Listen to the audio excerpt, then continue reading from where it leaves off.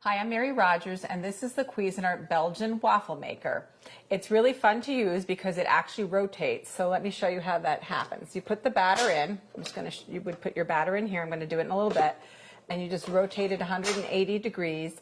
And that's really important to make a really crisp exterior of your waffle, but still get a tender interior, because it distributes the waffle batter really evenly around the plates. And it gives it a chance to really crisp up on the outside.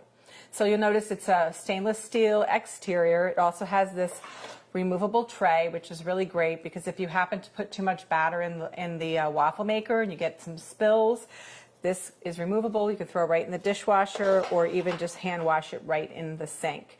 So it's 1,000 watts. It has a ready light here, so it'll tell you when the waffle maker is up to temperature. I preheated it, so we didn't have to wait. And I just want to show you the dial is on the top. So you have your power and your ready on this side, and on the other side, this is the ready for when it's completely baked.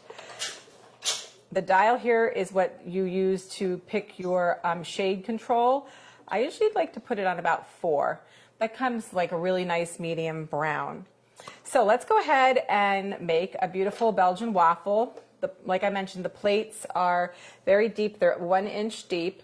We're just gonna season the plates just a little bit before we get cooking. This happened to be a little damp because I washed the brush, so it's crackling a little bit. So just, mind that if you do that yourself.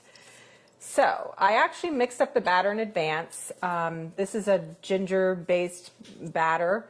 Always put it right in the middle of the plate.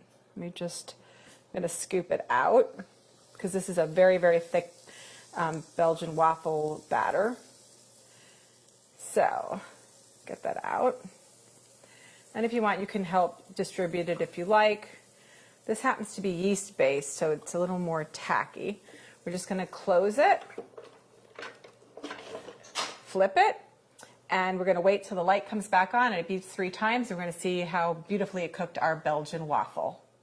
So let's check on our waffle. There it is. It's nice and crispy and golden brown. It didn't overflow. It's not perfectly round, but that's okay. It's still going to taste delicious. So what we're going to do is put just a little bit of fruit on top and then add a little bit of extra creamy whipped dairy topping to make it really beautiful and fun to eat.